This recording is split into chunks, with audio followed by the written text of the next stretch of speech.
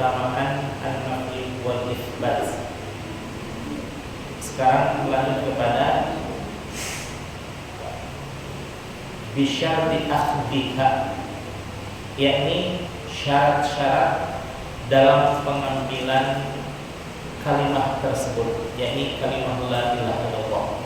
Ini baru syarat pengambilannya saja ya, belum syarat pengucapannya. Nanti insyaallah di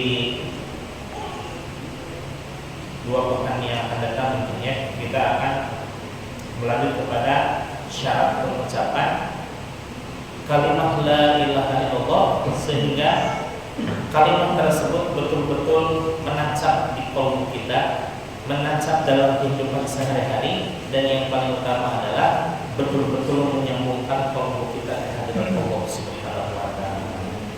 Karena memang itu salah satu tujuan dari mengucapkan zikir adalah tersambungnya qalbu kita ke hadirat Allah Subhanahu wa taala.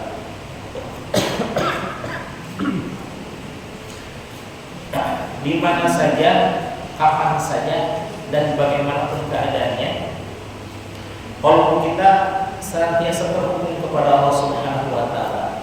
Sehingga menurut Kiai Haji Abah Nur Anom, hadits dari pengusaha Al-Anom, bahwa orang yang berzikir kalimat la ilaha illallah itu harus bisa nyumput di nacaan. Apa itu? Sembunyi dalam terang. Maksudnya apa? Sembunyi di dalam terang adalah bahwa sekalipun kita berada sendirian, berada dalam keramaian, berada dalam gelap gulita, berada dalam terang benderang, tetap hati kita mengetahui bahwa Allah Subhanahu wa taala sangat memperhatikan kita, sehingga tidak ada kesempatan untuk berbuat sesuatu hal yang tidak diridhoi Allah Subhanahu wa taala. Jadi kalau orang berlaku sopan, berlaku soleh, solehah di hadapan orang, wajar tidak? Wajar ya. Kenapa? Ya karena banyak orang gitu ya.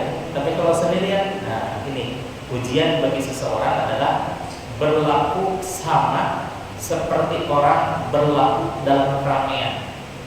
Kalau keramaian bersikap sangat rajin, soleh, solehah, kemudian menjaga sikap dan lain sebagainya, itu sangat wajar karena banyak orang. Ya minimal kita malu lah sama orang-orang lain gitu ya. Nah, tetapi yang lebih dahsyat lagi adalah kalau kita kalau sudah mampu merasa malu di hadapan Allah, itu yang dahsyat.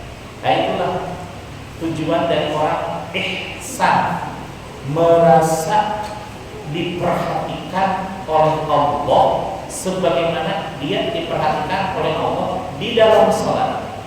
Kalau dalam sholat, semua yakin, baik manula maupun anak-anak TPA ya, semuanya paham bahwa Allah sedang memperhatikan. Tapi ihsannya orang yang sudah dewasa berbeda dengan orang yang baru belajar di TPA begitu ya. Orang yang belajar orang dewasa yang senantiasa belajar dan mengetahui hakikat ihsan itu akan senantiasa akan merasa bahwa Allah sangat memperhatikan kita. Nah, inilah tujuan dari mengucapkan kalimat zikrullah. Zikir apapun itu, bahwa zikir bisa subhanallah, alhamdulillah, wala ilaha illallah, wallahu akbar, dan lain sebagainya. Tapi yang kita kaji dan kita amalkan adalah afdhalul dzikri, kata Rasulullah SAW, bahwa afdhalu ma qultu ana wan nabiyyuna min qabli la ilaha illallah. Ucapan dari mulai Nabi Adam alaihissalam sampai Nabi Isa alaihissalam dan 124.000